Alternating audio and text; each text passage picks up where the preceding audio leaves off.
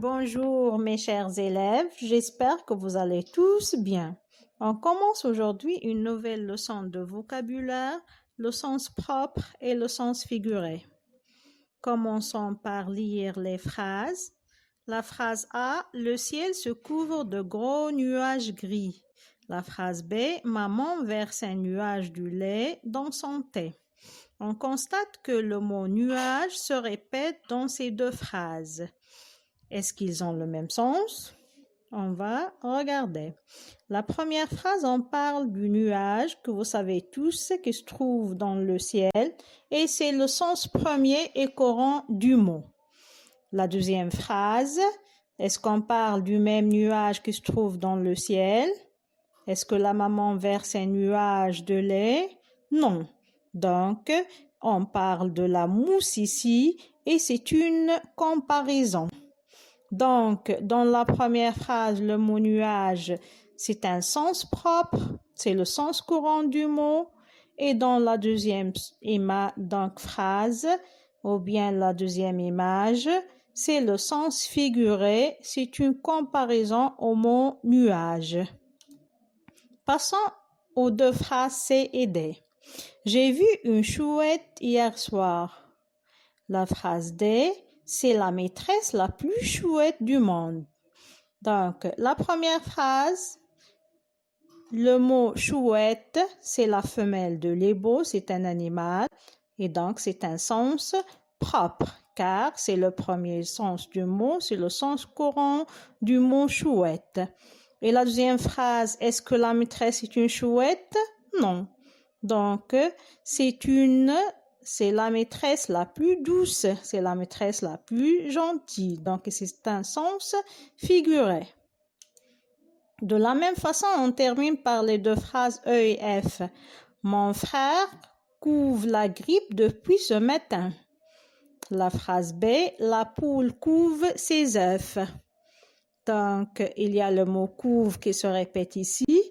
Donc, dans la première phrase, mon frère, est-ce qu'il couvre la grippe? Non, donc, c'est-à-dire, il est malade depuis ce matin. Donc, c'est un sens figuré de mot couve. La deuxième phrase, la poule couve ses œufs, c'est bien le sens propre, c'est le premier sens courant du mot, du verbe couve.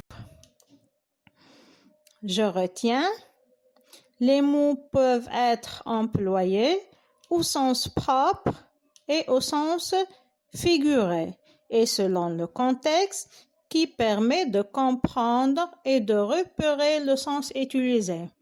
Le sens propre, c'est le sens premier et courant d'un mot. Il renvoie à une chose concrète. Par contre, le sens figuré, c'est le sens qui renvoie à une image ou à une comparaison avec la réalité. On passe aux exercices. L'exercice numéro 1 indique si ce qui est en gras est employé au sens propre ou au sens figuré. La première phrase, l'élève a dévoré son histoire. La deuxième phrase, le lion dévore la gazelle. Donc, le verbe dévorer ici, c'est-à-dire manger. Donc, est-ce que l'élève va manger le livre? Non. Donc, c'est-à-dire, il a terminé vite la lecture de son histoire. Donc, ici, le verbe dévorer est employé au sens figuré. La deuxième phrase, le lion dévore la gazelle, c'est-à-dire, il a mangé. Et c'est bien, c'est un sens propre. On passe aux deuxième question. Relis chaque expression du sens figuré à sa définition. La première phrase, avoir le cœur sur la main. Donc, c'est un sens figuré. Sa définition, c'est être bon et généreux.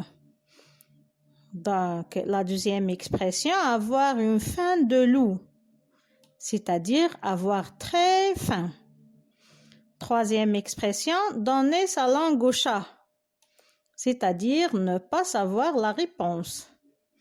Quatrième expression, avoir les pieds en compote, c'est-à-dire avoir mal aux pieds.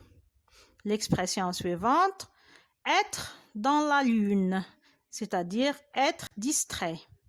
L'expression suivante, mettre la clé sous la porte, c'est-à-dire partir. Et l'avant-dernière, passer un savon à quelqu'un, c'est-à-dire le gronder. La dernière expression, voir la vie en rose, c'est-à-dire être optimiste. À bientôt, votre maîtresse Zina Gharbi.